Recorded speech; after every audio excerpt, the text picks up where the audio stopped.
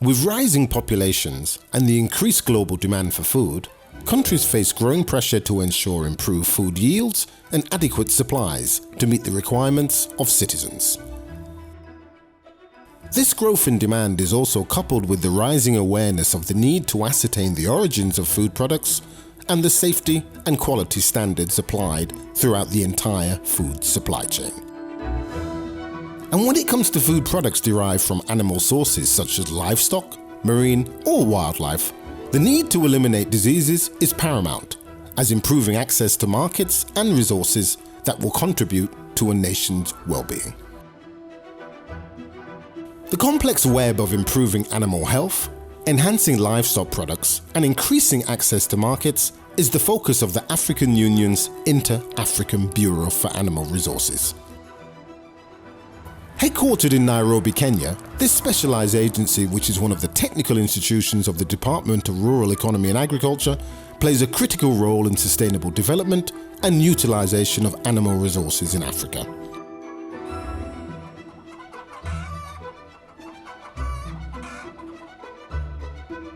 The agency's core motivation is improving nutrition, ensuring food security, and contributing to the well-being and prosperity of the people in the member states of the African Union by delivering on its core mandates of improving animal health and disease prevention, enhancing animal resource production systems, and improving access to input service and markets for animals and animal products. As a multifaceted agency, the focus of IBAR is aligned with the major goals, priorities and aspirations of Agenda 2063. Namely, Aspiration 1, which has as its goals the modernization of agriculture on the continent to increase productivity, improve food security, and transform Africa into a major food exporter in the global arena. IBAR implements a number of essential interventions and projects in conjunction with a range of international partners in order to galvanize trading expertise and support animal welfare strategies, which in turn transforms livelihoods through poverty reduction. In pursuit of these interventions, the agency upholds the African Union's goal of Africa speaking with one voice on key issues and supports the formulation of consensus building and promotion of the common African position within the global animal resources arena. The Inter-African Bureau for Animal Resources, which is in short AU-IBAR, has the mandate to support AU member states in the coordination and utilization of animal resources. Animal resources, by that I mean livestock, fisheries, aquaculture, and livelihood. We are supporting our member states and the regional economic communities in management of animal health issues so that we protect animal health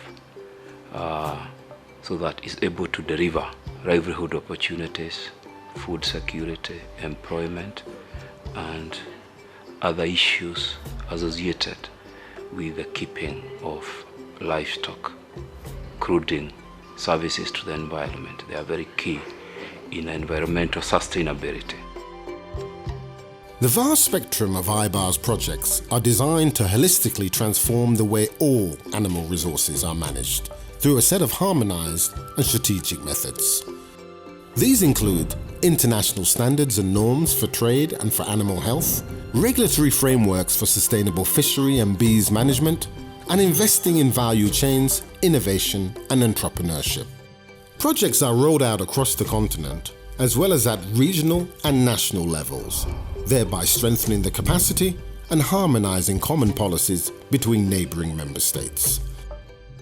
Africa has a third of the world's livestock, a full third of the world's livestock. And yet we import 4 billion worth of livestock products every year. The livestock development strategy was developed to address 4 areas. The first being to increase investment for the development of the sector. The second one was to address the issues of productivity and production.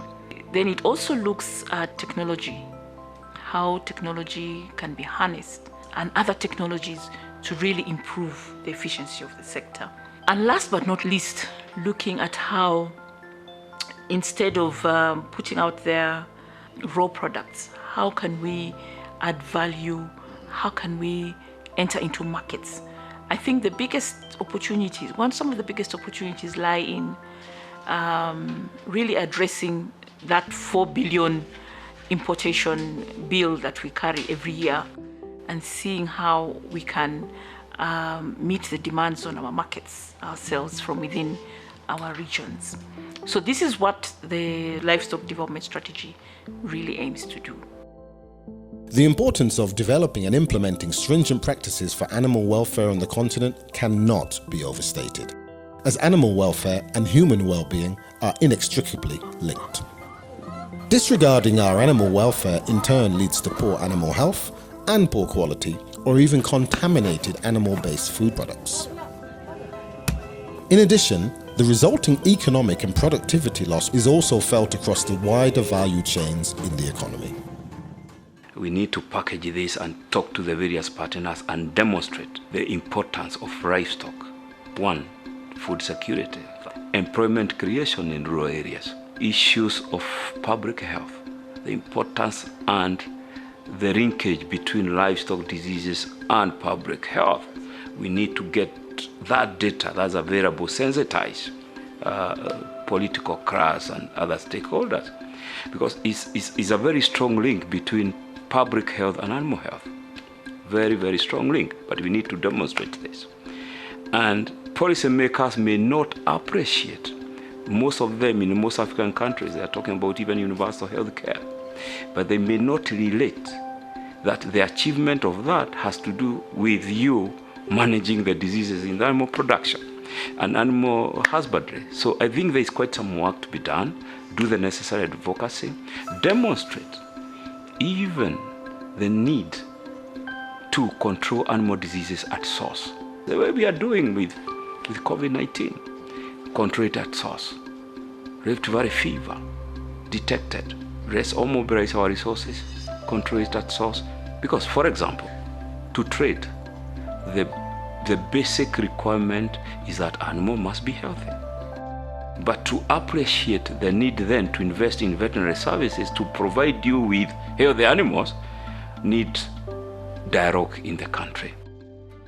As an institution of the African Union, IBAR enjoys significant leverage and relationship continuity with member states, making the agency a critical instrument for advocacy and influencing key decision makers. It regularly translates recommendations into tangible and productive practices on the ground, such as developing animal resource standards and regulation to enhance compliance by member states. I think IBAR is a big institution and they have capacity, more than DREA. We just, we monitor, we follow up action. But in terms of real action, concrete action, IBAR is proactive. They have very good relationship with our member countries. They work directly, with our member countries, and they're doing a lot of things for our member countries. And they mobilize a lot of resources on animal health, on the benefits of our member countries. The activities we initiate and work with them are usually member state driven. And one area we are working with them is the area of trying to improve their veterinary registrations. Because veterinary registration is fundamental in delivery of any other service, because it clearly spells out the obligations of each person and each institution in the delivery of service, and the ability of these countries to protect the animal population, the health of animal population. IBAR is strategically placed to support Africa's blue economy agenda and is facilitating increased trade across the different corridors in Africa. Member states enjoy the support of AU IBAR when setting up fishery policies and regulatory frameworks. In addition, it helps to promote sustainable use of aquaculture resources between member states and prohibits illegal fishing activities. AU IBAR also intervention in the fisheries and aquaculture sector is based on the policy framework and reform strategy for fisheries and aquaculture in Africa. The aim of that strategy to support or enhance the sustainable development of fisheries and aquaculture for increased contribution to food security, livelihood, and wealth creation. So the second area objective of that project, what you called as enhancing governance, was to strengthen or increase the sustainable exploitation, development of the small-scale fisheries. The small-scale fisheries has the coastal fisheries and also freshwater fisheries like Lake Victoria, Lake Tanganyika, and the like. They are very, very crucial in terms of livelihood on the continent because the aquatic resources are not finite. They are not at all. Though renewable, but they have to be exploited so they can contribute sustainably to job creation, massively to the current level in terms of millions of jobs. The estimation we are going to about 60 million jobs at the end of it all in 2060. The agency also aims to play a substantive role in reducing gender inequalities in the animal resources arena.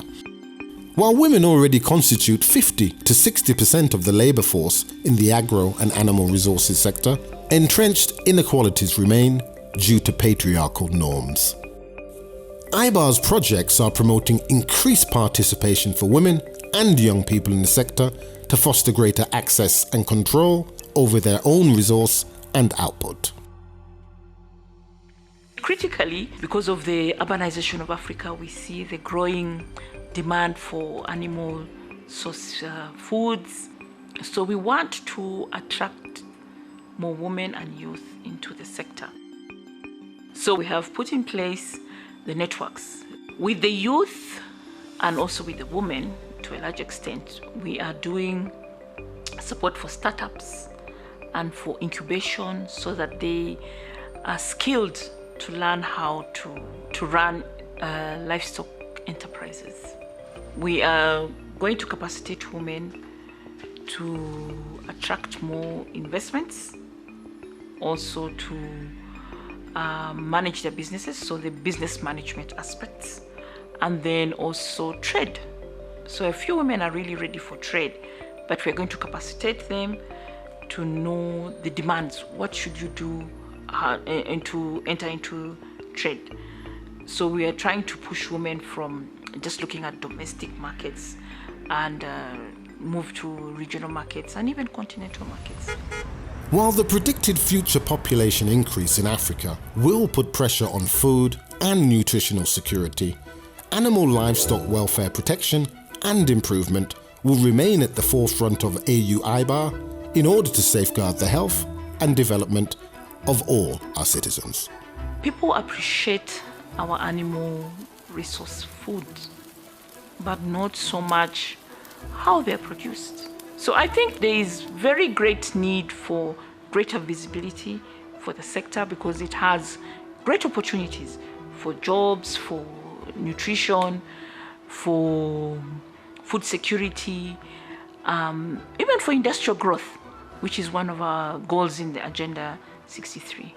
The achievement of the aspirations of Agenda 2063 will really depend on how much we invest in the livestock sector, given the contribution of the sector to the agricultural GDP of most of our countries. In some of the countries, it will hit up to 40%.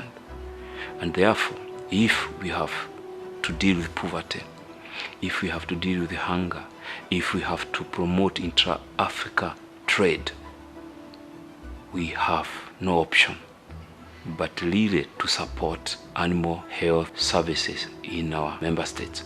And IBAR is in the forefront to support our member state to achieve their aspirations.